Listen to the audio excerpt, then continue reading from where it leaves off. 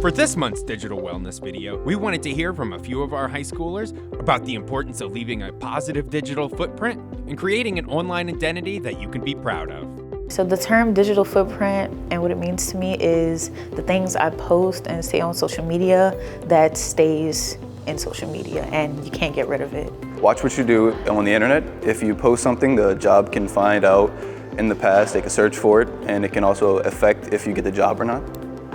To me, I think the influence that I can make on my future, my digital footprint, is whatever I post on social media now and whatever I do on social media now, later on in college, a professor may see it and it could definitely reflect on who I am as a person. So if you put your best foot forward when you go on social media, you'll display your best self to colleges and into interviews. Before I post anything on social media, I reflect on it and look at it and analyze it and see if it is reflecting who I am as a person and my upbringing and reflecting the people who brought me up as well. The way I decide what to post is I take a minute and think, is this gonna hurt others? Is this gonna hurt me in the future? You gotta think and say, is this gonna emotionally hurt others in general?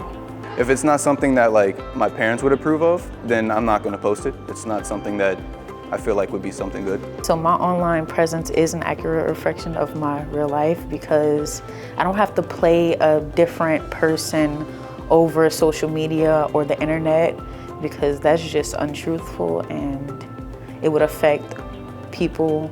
The steps I take to protect my personal digital footprint is avoid posting sensitive information, personal information, utilize your settings because this controls who has access to your information. Advice I would give middle schoolers when it comes to social media and the internet is to be aware of what you're posting and don't just post something to fit in with the crowd. Make sure that it reflects who you are as a person in real life. Don't try to put on a mask or a second persona that's not who you are. So be truthful at all times. And not everything's meant for social media. So imagine everyone can see your posts. Anyone can eventually find it. Someone will eventually find it. Run through your brain a few times, is this a good idea? Does this need to be posted right now? In 30 years, will I think it's a good idea? Will I look back and be like, yeah, that was a good post, or will I be ashamed of it?